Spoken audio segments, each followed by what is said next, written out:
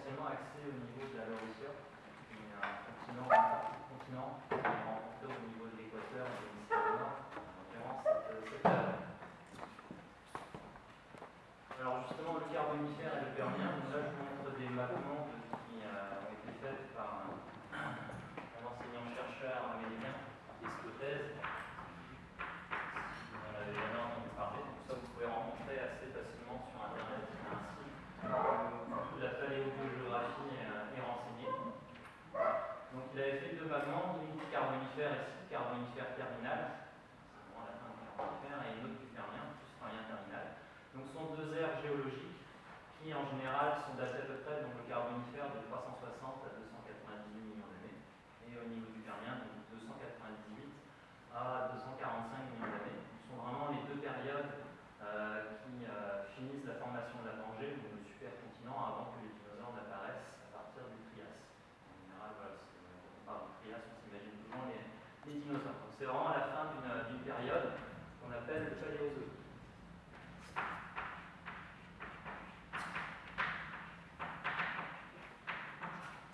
Alors au niveau du Carbonifère, vous avez deux grands ensembles.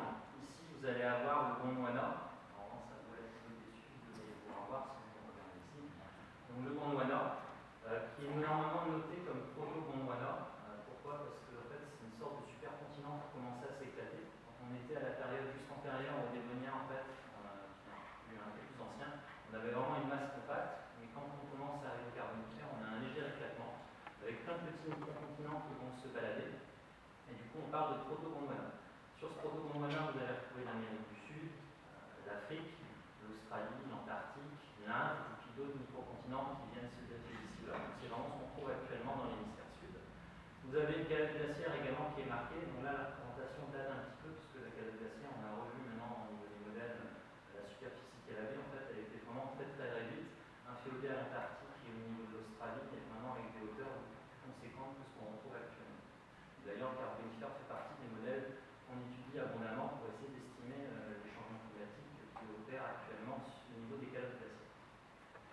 Et au niveau de la partie hémisphère nord et un petit peu équatoriale, donc là on va retrouver au Carbonifère un bloc qui est l'Amérique du Nord, qu'on va appeler la Laurentia.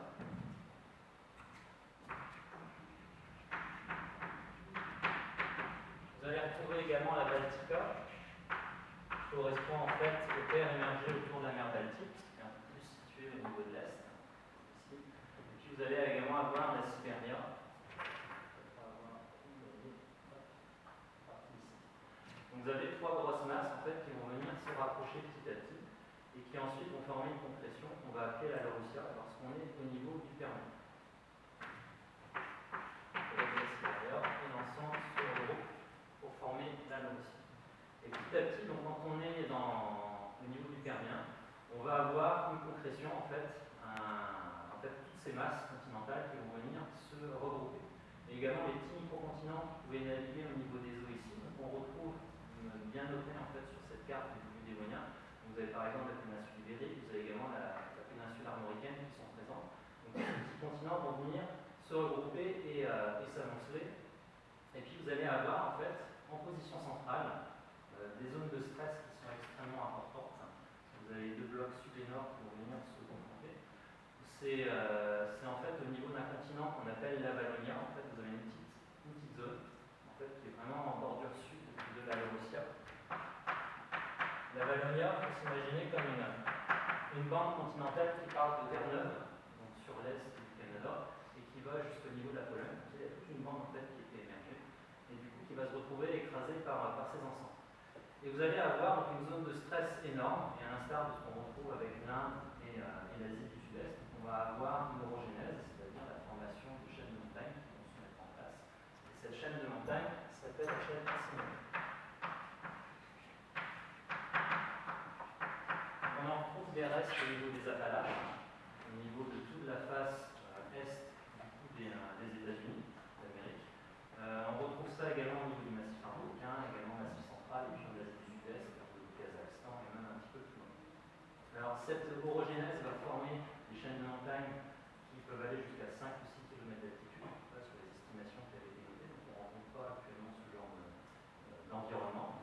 Et puis au niveau de la la largeur, en fait, on a vraiment un étalement qui est très important sur plusieurs milliers de kilomètres. Ça fait vraiment un écosystème qui est très atypique, très marqué et très important.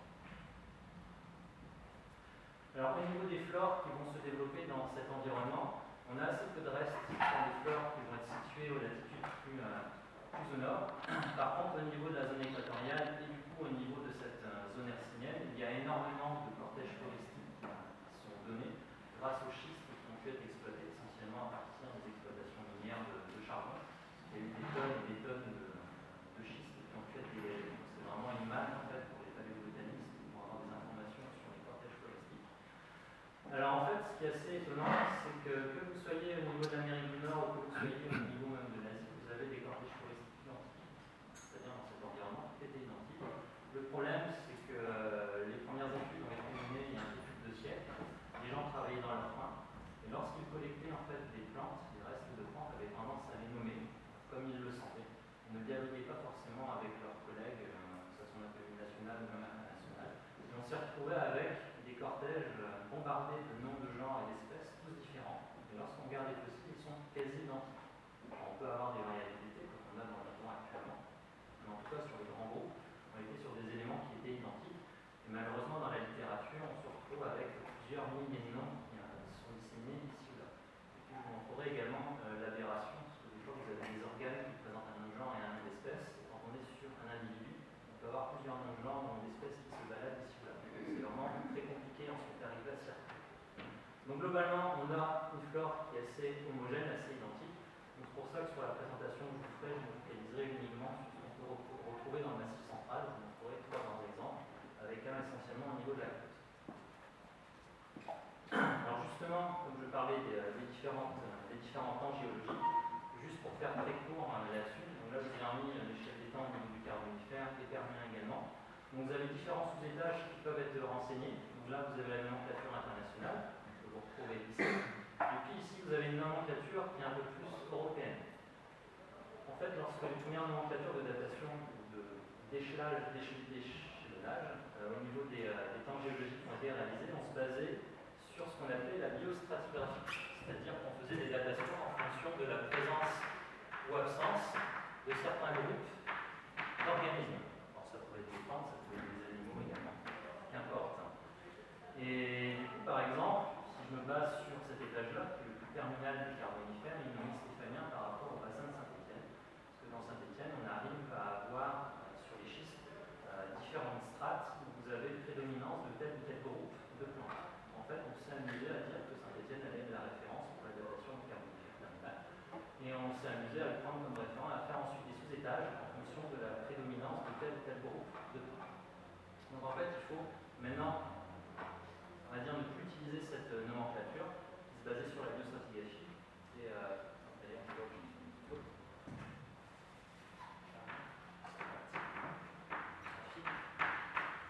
ne plus utiliser cette nomenclature, mais utiliser celle-ci pour l'international, en fait, qui est basée sur des datations chimiques. Donc là, on a une certaine fiabilité pour avoir le nombre de millions d'années au niveau des différents étages.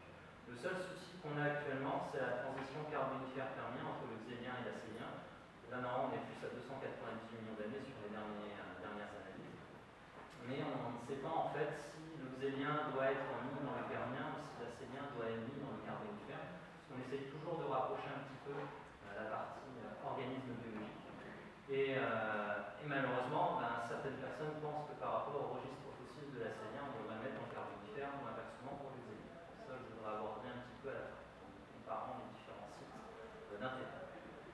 Donc en tout cas, juste pour refaire un petit point là-dessus, je vous parlais du rapprochement des continents qui avait formé la plongée des supercontinents, l'émergence de l'orogénèse hercynienne. Et ce qu'il faut savoir, c'est qu'après cette formation, cette orogénèse, on a eu une période de relâchement, les continents ont arrêté de se rapprocher, ce qui a provoqué pendant 15 millions d'années en fait des reculs légèrement des plaques et donc des effondrements. Et il y a eu énormément de bassins intramontagneux qui se sont matérialisés.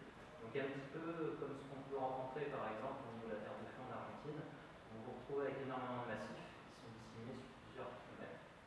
Et puis justement entre ces massifs, des grandes fractures, des grandes failles, on va avoir des zones humides qui se développent, donc soit des zones courantes, des mers, des fleuves éventuellement, mais également des zones stagnantes.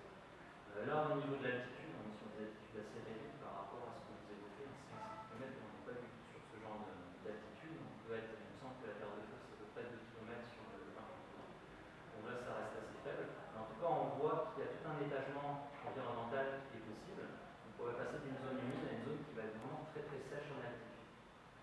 vous aurez des points hauts, plus vous aurez de la neige, et donc possibilité d'avoir également un déversement avec des petites rivières ou des affluents en fait, qui se matérialisent ici et là, et avoir des petits points, des spots en fait, où la biodiversité pourrait être un petit peu différente. Donc c'est vraiment des écosystèmes qui sont très riches. Et on retrouve également ce type de morphologie par exemple en Nouvelle-Zélande, où là c'est un petit peu différent. Le climat va être légèrement plus chaud, mais ce qui est intéressant c'est que vous avez une zone stagnante ici avec beaucoup de plantes associées aux fougères. Et puis grâce à l'humidité générée par ce point, vous pouvez avoir du coup une certaine végétation qui se développe sur les pans des montagnes. Puis évidemment la zone la plus aride ici va être quasiment exemple de végétation pour des petites choses, en tout cas pas aussi fournies en partie basse. Donc voilà. Alors voilà le type d'environnement qui se matérialise du coup, sur vraiment une grande surface, comme je vous disais, à plusieurs milliers de kilomètres. Alors concernant les fossiles qui ont été découverts, je vous disais que c'était lié à l'exploitation des mines de charbon. Alors je vous fais vite fait un petit historique de ce qu'on peut retrouver en France, comment ça a pu se mettre en place. Comme je le disais, je me focaliserai sur le Massif central. Donc les premières exploitations minières ont débuté au XIIIe siècle dans le Gard, en tout cas c'est comme ça que ça a été noté dans la littérature. Puis vous avez une augmentation d'exploitation évidemment liée à l'occurrence humaine, l'augmentation de la population. Jusqu'au XIXe, là vous avez vraiment la révolution industrielle et toute l'exploitation intensive que l'on connaît. Ensuite, avec la Première Guerre mondiale, notamment dans le nord de la France, au niveau du Nord-Pas-de-Calais, il y a eu de grandes perturbations qui sont faites avec la destruction de nombreux puits qui n'ont pas forcément été réexploités par la suite. Et puis avec les difficultés financières de nombreuses nationalisations et des fermetures progressives qui se sont faites. Et comme on n'a pas d'indépendance énergétique avec ce type de production primaire, avec le charbon, donc du coup il n'y a pas eu d'exploitation par la suite. Alors du coup les différents sites d'exploitation minière qui ont pu être relevés en France, en tout cas pour les majoritaires, on le regarde présenté ici en noir, et on voit que le Massif central reste quand même le point le plus important en termes de site d'exploitation, en termes surtout d'étalement, parce que le Massif central est quand même assez important en termes de superficie. Donc on peut retrouver des éléments, que ce soit en Bourgogne ou le bassin stéphanien, également en Creuse, mais également au niveau de la région Hérault. Là il y a un site que je ne vais pas vous évoquer qui est Gressac, qui est dans les montagnes noires, au nord de l'Hérault, et qui est vraiment exceptionnel en termes de conservation des plantes aussi. Donc voilà les trois sites que je vous présenterai, donc Beaumoreau au niveau de la Creuse, Monceau et puis Saint-Étienne. Donc les deux ici ce seront plus des petits éléments complémentaires que je rajouterai, que j'évoquerai juste pour compléter ce site.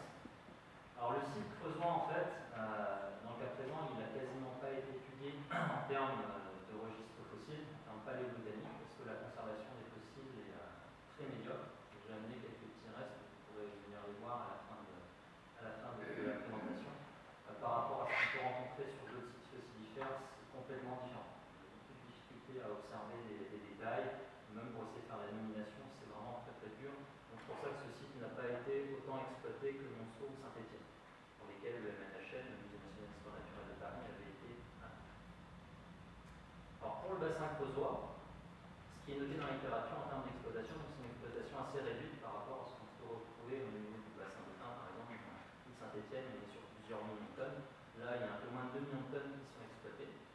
Les premières exploitations sont datées à peu près du milieu du XVIIIe, et au début elles étaient artisanales, donc c'était essentiellement des habitants proches de la zone du gisement en fait qui les exploitaient, c'était des habitants de la Mée. Maintenant en fait n'est plus une commune mais un lieu. Et ensuite il y a eu quelques exploitations industrielles qui se sont mises en place à partir du milieu du XIXe jusqu'au milieu du XXe siècle. Alors évidemment pour qu'il y ait des exploitations minières, il y a nécessairement des études sédimentaux qui sont réalisées sur le terrain. Il y en a eu assez peu qui comportent des éléments botaniques, en fait, c'était vraiment plus de la sédimentation, analyse de terrain. Et celle qui est la plus notable, en tout cas qui contient le plus d'informations botaniques, c'est Grüner, donc ici, qui note quelques noms de plantes. Alors les noms, je vais les réévoquer par la suite, c'est juste pour familiariser vite fait avec les noms, je ne détaillerai pas à quoi correspondent ces différents groupes. Donc vous avez des fougères qui sont associées au genre Echopteris, c'est pour ça que j'ai mis en italique. Quand vous voyez des éléments en italique, en fait, ce sont les noms de genres d'organismes. Vous avez également les médulosales, là c'est un ordre avec un groupe de plantes qu'on appelle les ptéridospermaphites.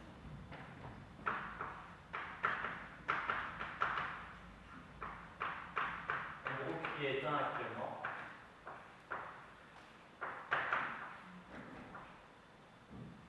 Les chordaïtales ensuite, qui sont globalement principalement apparentés aux conifères, même si elles ne produisent pas réellement de cône, on va les mettre dans ce groupe-là pour essayer d'être très simple. Puis ensuite, vous avez les calamites et les annularia qui ressemblent aux prêles actuelles, qui sont assez proches des fougères. Et puis enfin un groupe qui est également éteint, à l'instar des médulosales, ce sont les lepidodendrales, qui sont également apparentés aux fougères.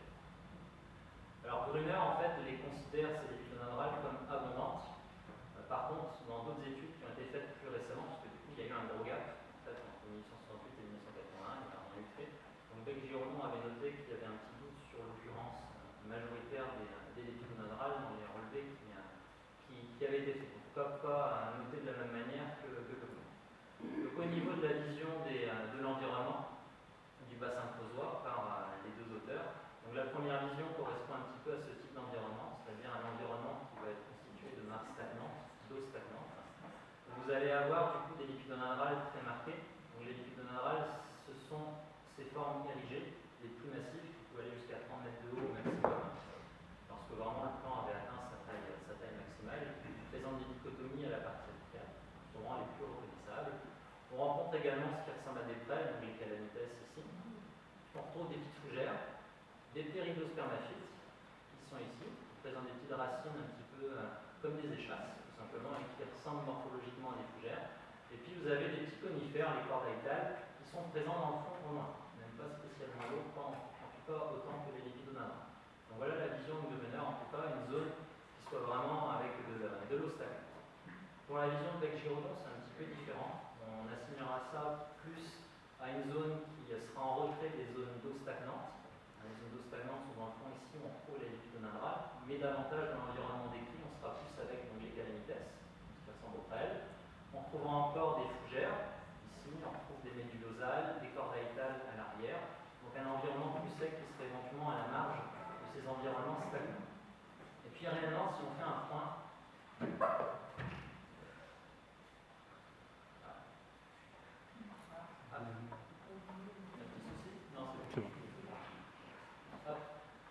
réellement, si on se base sur la littérature qui a pu être rédigée depuis 1980, il y a quand même plusieurs choses de fait. C'est vraiment d'essayer d'avoir un regard assez critique. En fait, on est davantage sur ce type d'environnement qui ne serait pas associé au carbonifère, mais davantage au permien. Pour ça, souvent, les représentations, on voit comme des petits limitrodons qui sont mis là, comme des pédicosaures. Vous avez sûrement déjà vu ce genre d'organismes, des reptiles mammaliens, qui sont abondamment étudiés par rapport à leur étant nos proches parents, en fait, tout simplement dans l'évolution. Et du coup, dans ces environnements, vous avez les lepidodendrales qui sont très peu marquées, quasiment absentes.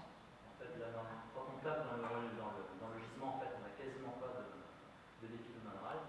Par contre, on a une présence assez marquée des cordaitales. On a un tout petit peu de médulosales, et par contre, ce qu'on retrouve vraiment en abondance, ce sont tout ce qui va être associé aux calamites. Donc là, ce sont des petites formes, en tout cas, qui sont notées.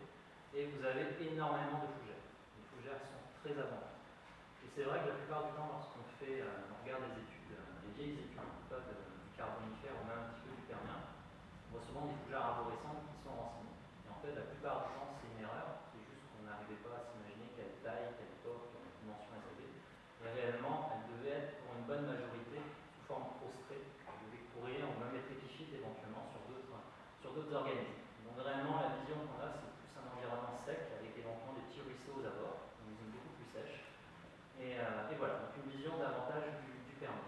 Et ce qui colle en fait avec les dernières datations chimiques qui ont été faites au milieu des années 2000, vers 2006, par des personnes de Montpellier, qui dataient justement à 297 millions d'années le site. Alors au niveau des minerales, elles étaient relativement simples, relativement archaïques sur leur développement.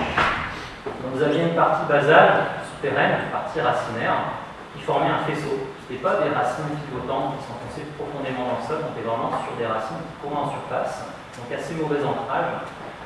Les racines en fait se dichotomisaient, vous avez systématiquement une division par deux, et puis vous avez des petites racines supplémentaires, accessoires, qui vont se développer dessus, ce qui permet d'augmenter la surface d'échange avec l'environnement extérieur et d'assimiler aussi efficacement que possible l'eau et les éléments minéraux, qui va correspondre à la sève. Ensuite, vous avez en partie centrale du point un petit dôme avec ce qui correspond à des sortes de petits poils en fait, qui sont des pseudophytes.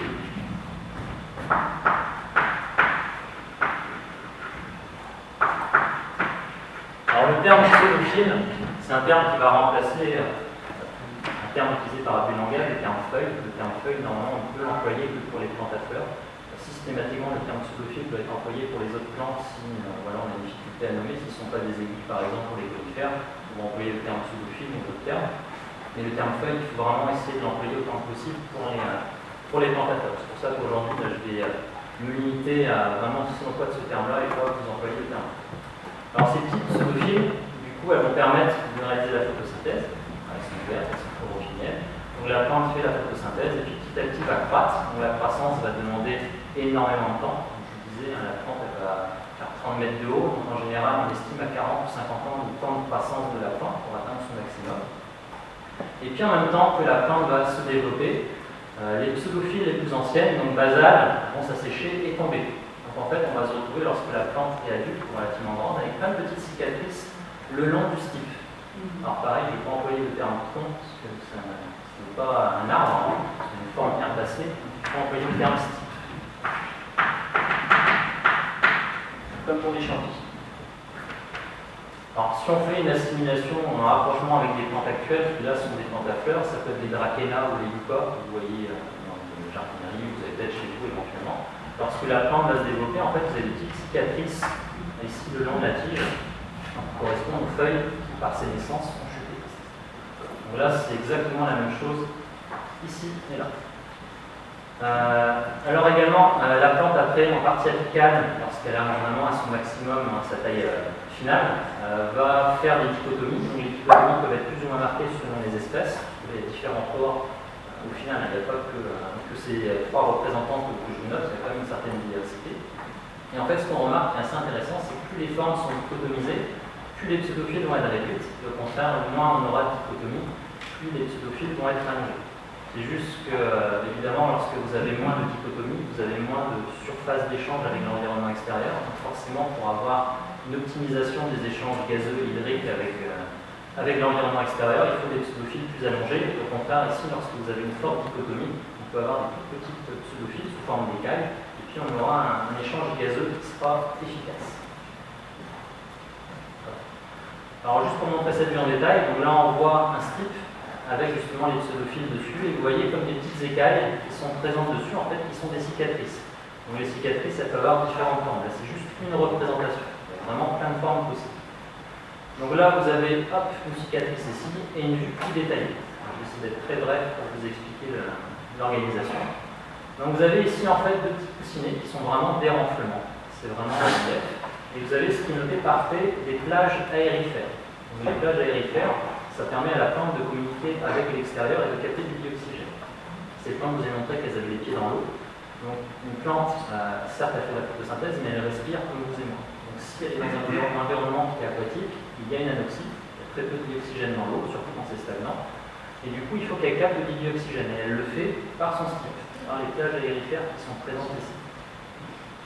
Ensuite, sur cette petite portion, donc là c'est vraiment la cicatrice de la pseudophile. Vous avez ce qui est noté par VD, c'est le faisceau vasculaire, le vascular bundle, peu importe. Donc vous avez également deux petits éléments pour la communication avec l'environnement extérieur, pour les échanges des œufs. Et puis ce qui est renseigné ici, sous forme de L, donc c'est un élément qui n'est pas systématiquement présent, c'est la cicatrice d'une ligule. C'est une petite pièce supplémentaire qui peut être présente. Je détaillerai chaque élément. Alors pour la pseudophile, donc vous la voyez ici, donc présente ou absente. Donc là on voit la cicatrice, ici on la voit flanquée sur le dessus. Donc sur cette vue qui est assez sympa, donc on voit du coup les deux plages aérifères et puis une communication avec la zone d'insertion de la pseudophile. Et ici vous avez le faisceau vasculaire. Et en partie haute, si elle est présente, on peut avoir une ligule. Donc la ligule, on la retrouve chez certaines sélaginelles justement. Donc là sur cette vue, on retrouve une pseudophile. On va appeler ici une sporophile parce qu'elle va porter un élément qui contient les spores, les éléments de reproduction. Mais on voit en fait, au-dessus de cette petite pseudophile, on voit une ligule qui vient se développer. Donc il y a quand même des éléments morpho-anatomiques qui sont conservés entre les proches parents actuels et du coup les lipidodendrales qui sont disparus. Donc après il y a d'autres éléments vasculaires qui permettent de les rapprocher. Je ne vais pas m'amuser à rentrer dans les détails, c'est très important. Donc voilà ce qu'on peut rencontrer au niveau des cyclosilifères. On peut rencontrer les pseudophiles. Là j'en ai du coup. Mais par contre, voilà, je ne l'ai pas amené parce que on n'est pas trouvé sur le site, mais on peut rencontrer, s'il y en a en tout cas, les cicatrices des pseudophiles.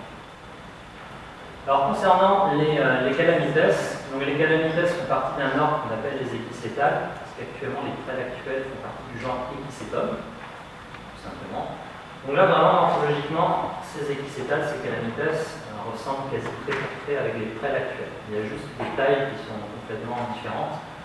Les calamites à l'époque pouvaient faire une dizaine, quinzaine de mètres de haut. Actuellement, les prêles vont faire au mieux, c'est vraiment à son environnement qui leur convient, 1m50, 2 mètres de haut, voire plus des fois, mais c'est assez rare. En général, moins 1m50, 2 mètres, c'est déjà une très bonne chose. Donc voilà la morphologie. Alors les prêles actuels, vous n'en avez pas en tête.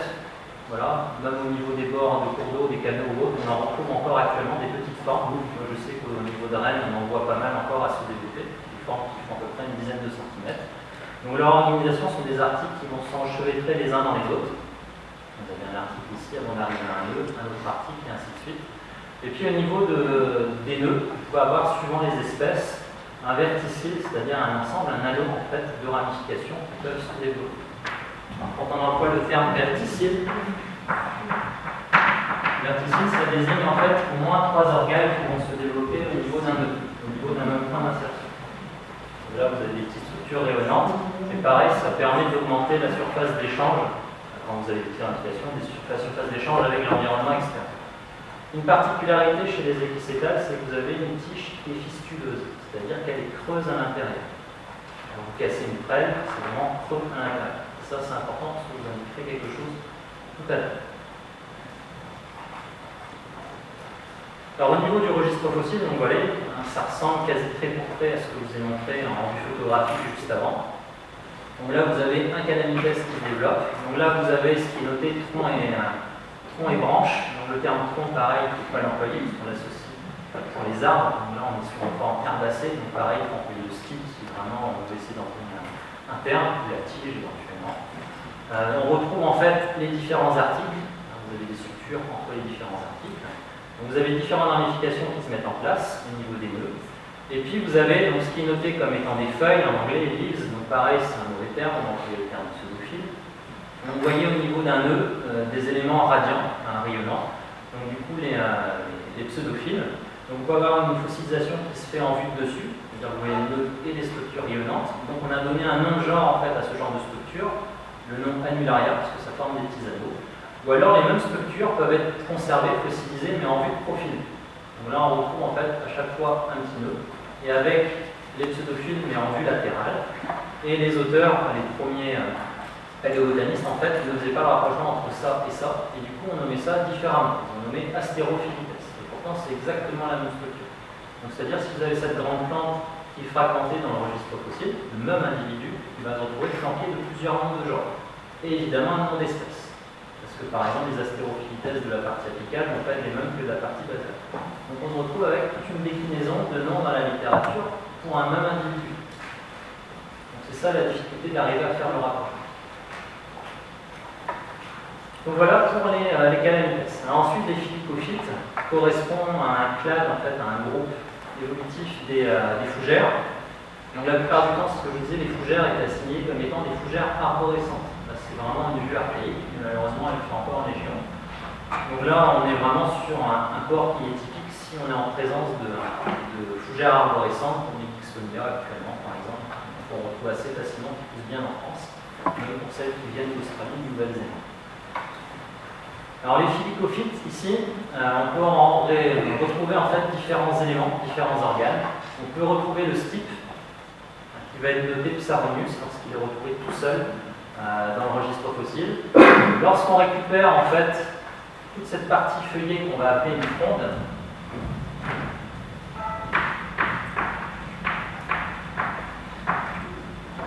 voilà, c'est pas une pseudophyte, on peut envoyer le terme fronde. En fait, suivant la partie considérée, pareil, il y a différents noms. Par exemple, si on récupère la base de la fronde, on va parler de Colopteris. Pareil, un nom de genre encore qui a été flanqué, parce qu'il y a des structures anatomiques qui sont différentes de la partie apicale de la fronde. Et puis ensuite, si on récupère des portions réellement de la partie chlorophyllène, il y a différents noms de genre qui sont associés, mais le nom de genre principal, c'est le genre Plecopteris. C'est un genre qui est fourchu pour les fougères. Alors, d'un côté, c'est pas plus mal qu'il n'y ait qu'un seul non-genre qui soit prédominant, parce qu'après, chez les ptéridospermaphites, c'est beaucoup plus compliqué. Alors, cette fronde, en fait, peut se diviser. C'est-à-dire, vous voyez que ce n'est pas une masse qui est pleine, il y a des divisions. Il y a un premier, par exemple, ici, il y a un premier axe. On peut avoir un deuxième, on peut avoir un troisième et un quatrième qui va porter ensuite des petites excroissances, qui vont être renflées.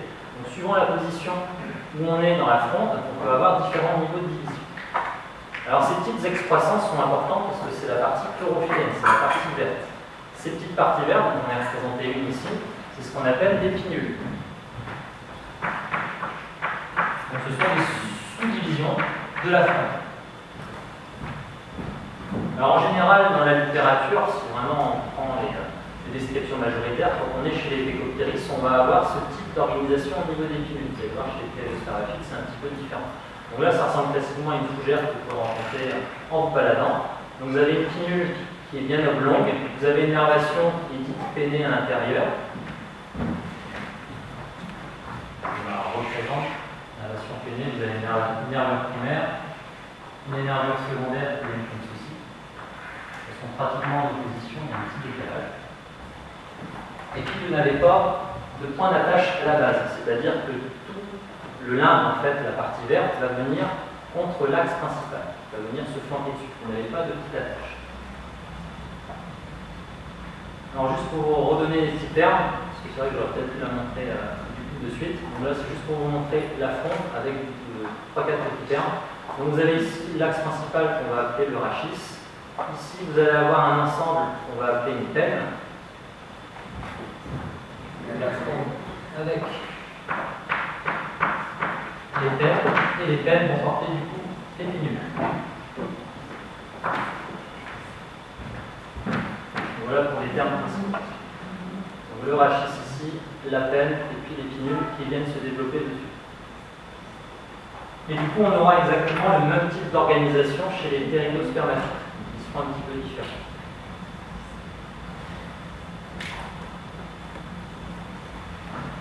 Donc justement, les ptéridospermaphites, donc là je trouve vraiment intéressant cette vue d'artiste, parce que du coup, ils ont intégré les éléments de reproduction qui en général ne sont pas mis en évidence sur les représentations d'artistes, justement sur les dessins. En général, on se limite au corps végétatif, donc la partie non reproductrice. Donc on retrouve en fait les éléments chlorophylliens qui ressemblent quasi trait pour trait aux frondes de fougères. Et c'est d'ailleurs comme ça qu'on les nomme. Quand on fait une description, on emploie le terme rachis, penne et pinule. Au niveau du stipe, ça reste relativement proche. Il y a même des fois des petites excroissances qui font penser à des stipes de fougères. Par contre, pour certaines médulosales, en fait, qui est un ordre au sein des ptéridospermaphites, on peut avoir des racines échasses qui font penser au... ça a défilé. Donc, qui font penser au palétuvier actuel. Voilà, qu'on peut rencontrer, par exemple, en Asie du Sud-Est, dans des zones saumâtres. Comme ce sont des zones qui sont très anoxiques et très toxiques, il y a des racines aériennes qui permettent de capter le dioxygène et de détoxifier un petit peu la plante. Et du coup, l'autre élément important, donc je vous parlais des éléments reproducteurs. Donc ici, vous voyez, comme des petits, on va dire des fruits, parce que ce ne serait pas long terme, ce ne sont pas des graines non plus.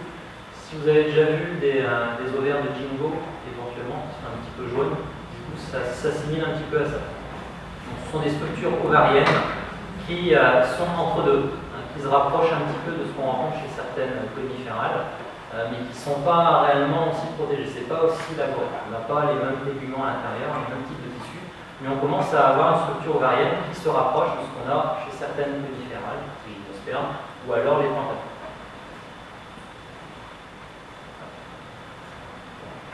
Alors je vais vraiment essayer d'être très simple sur ce groupe-là, parce que normalement il mériterait des heures et des heures pour en parler. Donc morphologiquement, je disais que c'est un port assez proche des fougères arborescentes. À l'instar des taxa, enfin des groupes que j'ai évoqués précédemment, vous avez différents genres qui peuvent être donnés en fonction de certains organes. Par exemple, le stipe va avoir le nom médulosa si on est chez les médulosales. Myeloxylon si on est sur la base d'une fronde. Par contre, le niveau de division au niveau des frondes va être plus réduit. On ne va pas avoir jusqu'à 4 divisions. On peut en avoir jusqu'à 2, voire 3, grand maximum. Par contre, il y a une petite particularité chez certaines ptéridospermaphites, c'est que les pinules peuvent se développer sur l'axe principal. Bien. Sur l'axe principal. C'est-à-dire on peut avoir des pennes avec plein de pinules dessus, mais on peut avoir des pinules qui se développent comme ça sur l'axe principal. Ça dépend des espèces, voilà, c'est assez variable. En tout cas, un niveau de division qui est quand même marqué, donc normalement on est censé mieux les différencier dans le registre possible.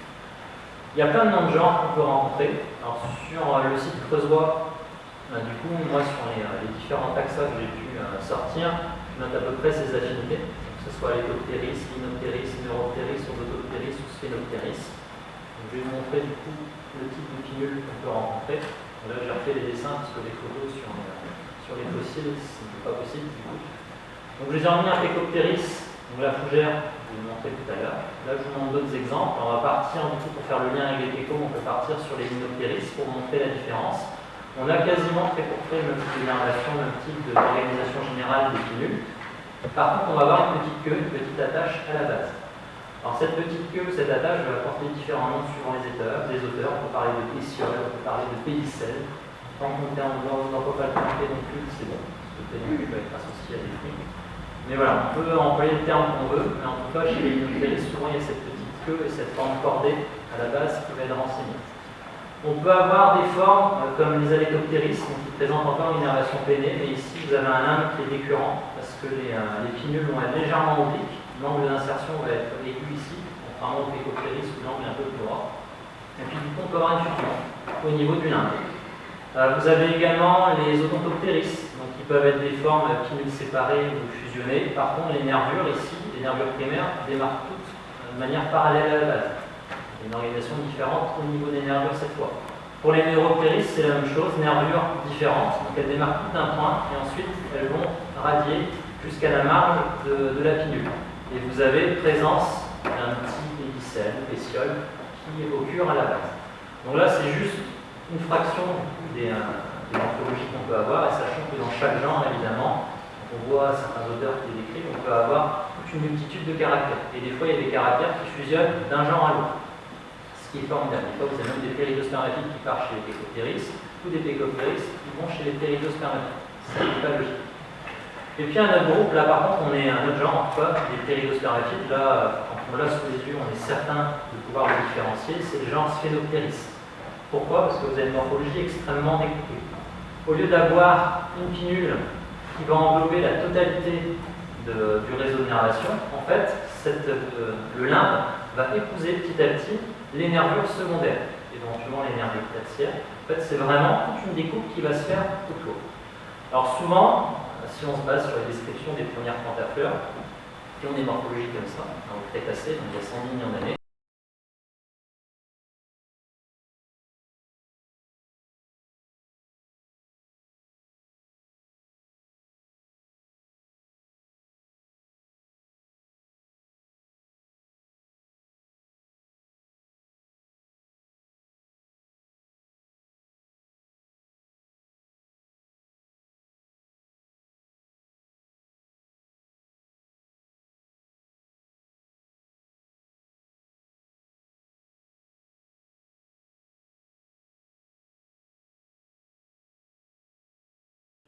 on pourra considérer que les Sphenopteris, même s'ils ne sont pas des plantes à fleurs, peuvent avoir ce genre de morphologie. Et le terme homoncoloïde pourrait éventuellement être employé. Donc c'est vraiment une morphologie très atypique avec une profonde découpe au niveau de la marge des pinules. Alors ensuite les cordes haïtales, donc là je vous disais on est sur ce qui ressemble à des coniférales. Donc là je vais être assez rapide. Du coup, morphologiquement, voilà à quoi est-ce qu'elle pouvait ressembler. Donc, il y a différentes formes possibles. Sur le site creusois, il y a uniquement des restes de pseudophiles qui peuvent être récupérés. Les formes peuvent être assez larges, on n'est pas sur des aiguilles qu'on rencontre sur du pin ou du sapin éventuellement actuellement. On est plus sur des formes comme les jingos, c'est-à-dire que vous avez vraiment une forme étalée. Alors même les jingos ne sont pas réellement des conifères, ça n'a pas arrêté, ça l'est pas.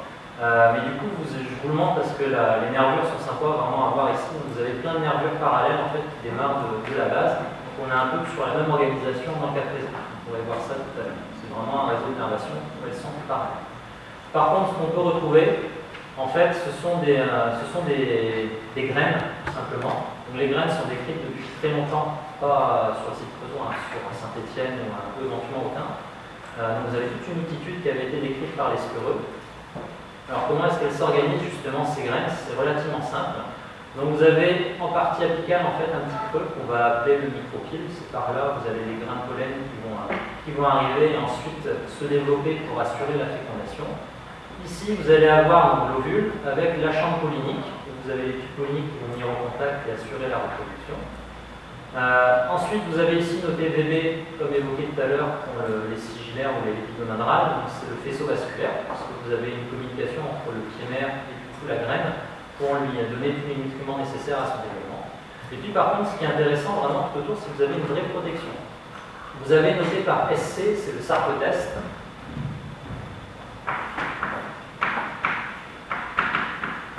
C'est une structure protectrice qui fait le tour de l'ovule, qui va éviter qu'il y ait des stress extérieurs qui puissent l'altérer. Donc ici, c'est une structure qui peut être notée par certains auteurs comme étant charnue. Donc on supposait que c'était assez charnu par rapport à l'épaisseur et autres. Donc il faut s'imaginer une zone qui est renflée ici. Vous voyez les petits traits qui montrent qu'il y a un renflement en partie centrale. Et puis, cette portion-là correspond aux ailes du sarcoteste, c'est-à-dire que c'est une zone qui est très fine, en fait, qui correspond un peu au samar que l'on peut rencontrer par exemple chez certains érals. C'est-à-dire on est sur un fruit ou une graine en fait qui va se disperser soit par le vent, soit par l'eau et qui va utiliser des ailes, des petits prolongements en fait qui est présent tout autour et qui va faciliter cette dispersion. Quand vous prenez les samars d'érable, vous les laissez chuter, vous les voyez tournoyer sur un meuble, ils peuvent se disperser sur quelques mètres. Voilà. C'est un peu une analogie. Alors concernant les comparaisons avec les autres bassins mouillés, là je vais essayer juste d'être très bref et de vous montrer quelques petits exemples.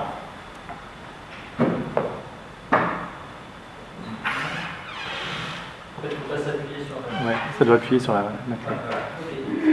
Donc du coup, pour le bassin de Saint-Étienne, là je vous montre la première planche qui avait été rapportée dans la description du site.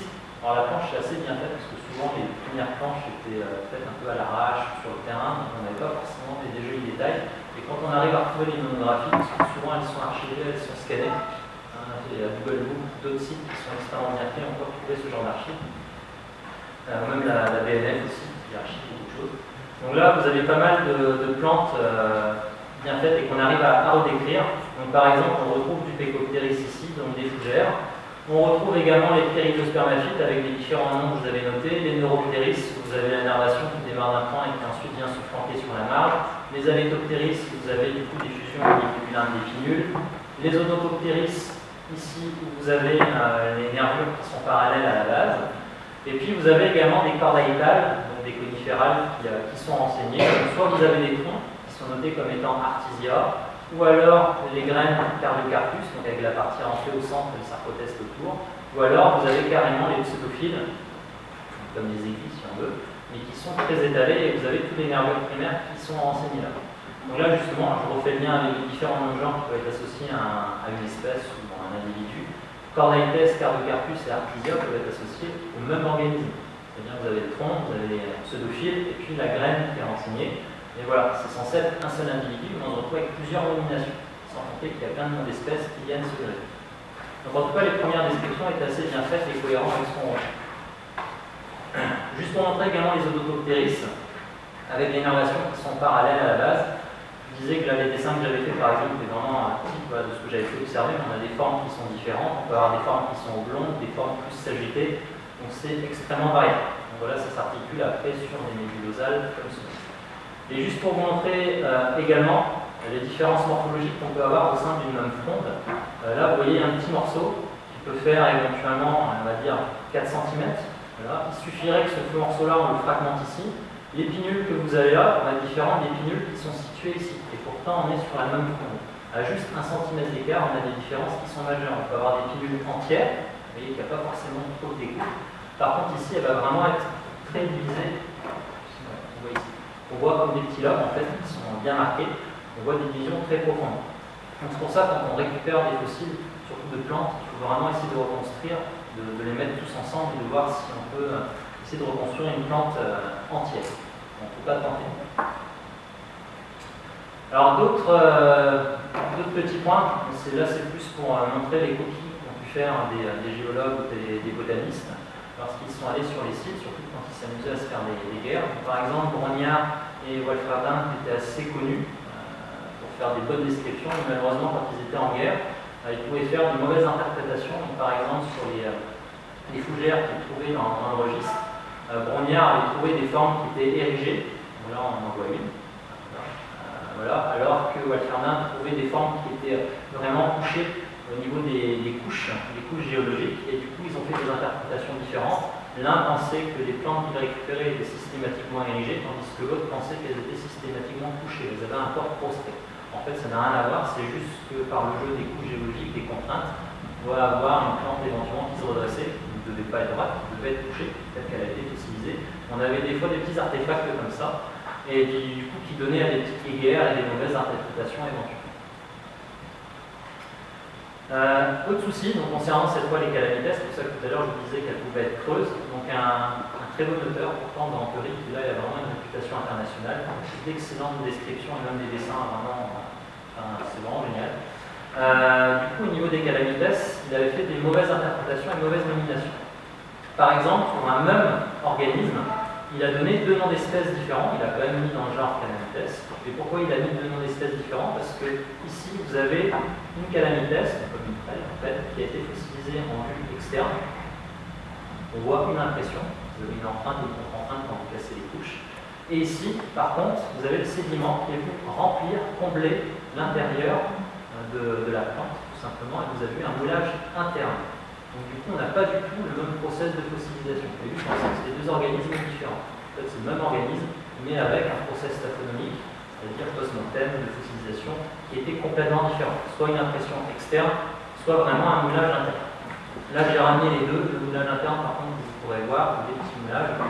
C'est sous forme de feuillet, parce que du coup, les contraintes étaient telles que vous n'avez pas une forme cylindrique. Mais on voit clairement, voilà, on a le feuillet de plante qui peut se Et puis, juste pour vous montrer, parce que ces planches, comme je le dis, étaient vraiment exceptionnelles, c'est un élément qu'on ne peut pas voir sur le site creusois, malheureusement, parce que du coup la conservation n'est pas optimale. Mais quand on regarde les ptéridospermaphites, comme les Orthopteris, au niveau des pinules, on voit en fait des étamines, c'est-à-dire des sacs contenant des grains de pollen, cette fois, et pas des spores, qui sont présents. Et là, vraiment, les dessins sont identiques à ce qu'on peut retrouver si vous prenez le fossile. En fait, les dessins sont vraiment à l'échelle, en tout point. Pour avoir fait les comparaisons, c'est vraiment un bon boulot. Alors ensuite, pour Monceau, alors là je vous montre un petit peu la certaine diversité en faisant un lien avec ce qu'on peut avoir à Beaumoreau. Donc là sur Monceau, ce sont des nodules qui ont été dégagés. Monceau a été le site le plus étudié en France en termes paléobotaniques. Le MNHN a vraiment fait un gros soutien depuis les années 70 avec un amateur en fait qui s'appelle Monsieur Sotti et qui a vraiment aidé à sortir énormément de nodules. Donc sur ceux qui sont référencés, il y en a plus de 120 000, sans compter d'autres qui ne sont pas encore étudiés, qui restent dans les caisses, qui sont basés au musée d'Autun, mais gérés quand même par le musée d'histoire naturelle. Alors les quelques exemplaires qu'on peut avoir, c'est par exemple Annularia. Donc on retrouve en fait ce rayon, ce verticille de différentes pseudophiles. Vous avez également des ptéridospermaphites comme les Aletopteris, comme les Neuropteris que j'ai déjà évoqués, et puis vous avez également des Tecopteris, donc vraiment des fougères avec différents noms, que ce soit Unita ou Polymorpha. Et l'espèce Polymorpha est extrêmement connue, justement, parce que souvent on met tout ce qu'on n'arrive pas à décrire dans Polymorpha, parce que c'est l'élément qui est polymorphe. Par contre, il y a des éléments reproducteurs qui sont très sympas à observer et qui sont super bien conservés, les Calamostachys par exemple, qui sont des épis sporangifères de Calamites. Ça ressemble aux strobiles que vous retrouvez chez les prêles. Les éléments de reproduction. Vous avez des petites écailles qui vont protéger en fait les sporanges tout simplement, qui ensuite dissémineront les spores. Et puis vous avez les Chordaicanthus, qui sont en fait des éléments de reproduction mâles chez les Chordaitales, chez ce qui est apparenté au cruciféral. En fait, vous avez une masse, ici, peut-être celle-ci par exemple, qui contient du coup des grains de pollen, et vous avez juste dessous, vous voyez une petite masse un peu plus claire, qui correspond à une pièce protectrice. On pourrait parler de bractées, souvent le terme bractée est associé à des pièces foliaires, juste des feuilles, éventuellement on peut l'employer. Donc vous avez un petit élément protecteur qui vient comme ça protéger du coup les éléments de reproduction, les gamètes mâles, qui sont présents dans ces petits sacs. Et puis par rapport, là je vais refaire juste un point sur le fait d'avoir une fragmentation au niveau des fossiles. Tout à l'heure, vous avez montré en fait sur le dessin, un blanc, je l'ai séparé en plusieurs parties. Je vous ai montré du coup une fronde qui était complète. Et puis je vous ai montré aussi ensuite des pinnules qui, en fonction des portions de la fronde, pouvaient avoir des morphologies différentes. Là, dans une publication en fait, de Monceau, c'est ça qui m'avait juste fait sourire quand je l'ai regardé, c'est qu'en fait les différents fossiles qui étaient notés, si on les rapprochait, on pouvait aussi bien reconstruire carrément une plante, voilà, mais avec des noms différents.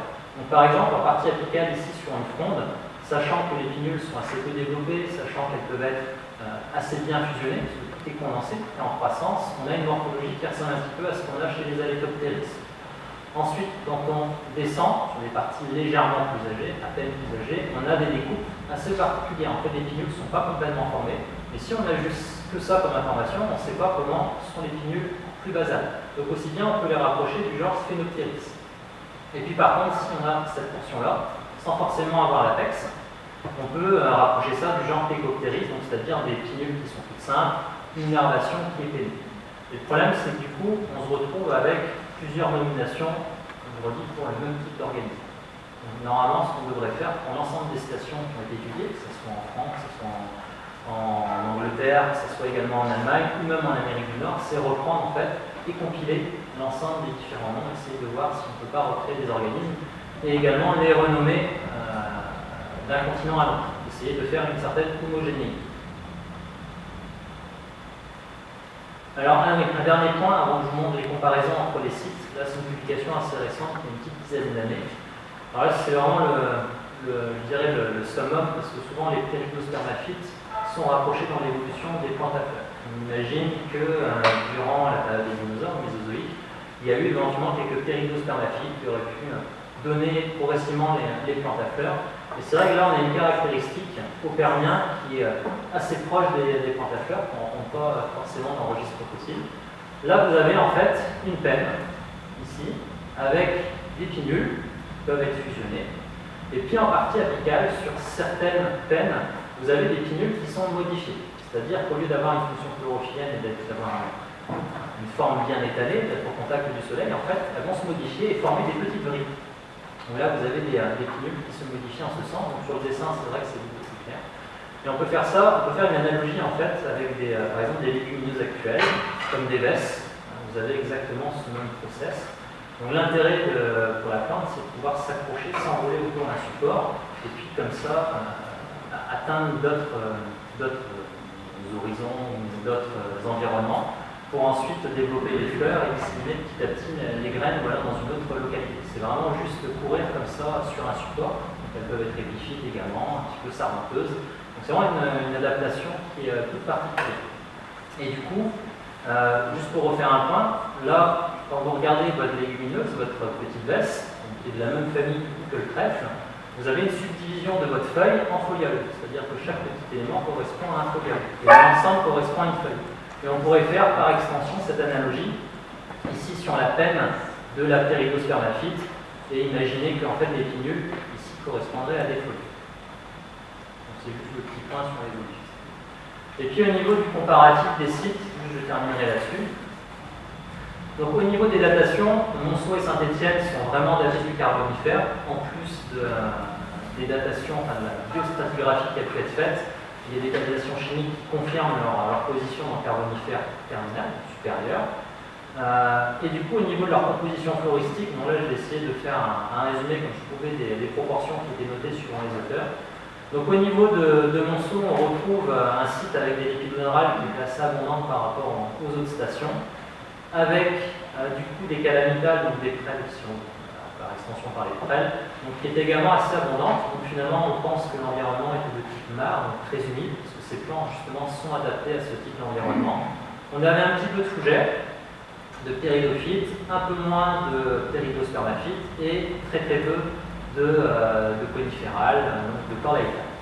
Concernant le site de Saint-Étienne, donc là les minérales sont quasiment absentes, les calamites ou les prêles ont vraiment été très réduites. Par contre, tout ce qui est fougères et ptéridospermaphytes sont beaucoup plus marqués. Donc on considère que là on n'est pas du tout sur le même point, le même type d'environnement, on serait sur un environnement un peu plus sec. Et puis pareil, le fait d'avoir davantage de périphéral montre un assèchement du limite. Alors un assèchement, on ne trouve pas le même environnement qu'un monceau. Donc globalement, on pourrait estimer qu'à Monceau, on serait dans un fond de vallée avec des eaux qui seraient stagnantes, un peu comme des mares, on développe vraiment les pieds dans l'eau. Donc là, ce sont des corps vraiment adaptés qui se développent le plus. Et puis contrairement à Saint-Étienne, on serait davantage sur la bordure. C'est un petit peu comme ce que je vous montre au niveau des dessins entre Brunner et puis Bec-Girolon. Du coup, vous avez des environnements soit vraiment les pieds dans l'eau ou un petit peu à la main. Par contre, concernant le site creusois, du coup, c'est complètement différent. Au niveau des datations, comme je vous disais, une datation chimique confirme finalement qu'on est beaucoup plus tardif, beaucoup plus récent, pardon. Beaucoup plus récent, mais voilà, on est dissocié du coup de Monceau et de Saint-Étienne. Donc là, on est vraiment à la transition carbonifère-permien.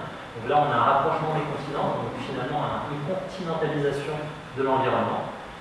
Au niveau des restes, donc on a très peu d'épidodendral, donc ça fait une corrélation avec Saint-Étienne. Par contre, les épicétales sont très marquées. La quantité qu'on en ressort est vraiment très très abondante. Et pas forcément des calamites qui soient énormes, mais voilà, on retrouve une grande abondance. Les fougères, c'est également très abondant, vraiment très très marqué. Il y a du Pecopteris à foison sur quasiment tous les feuillets qui sont débités. Et par contre, concernant que ce soit les chordaïtales ou que ce soit les ptéridospermaphites, elles sont quand même assez réduites. Si j'essaie de faire une estimation de proportion, même avec le site de Monceau, on est sur des teneurs qui sont complètement différentes.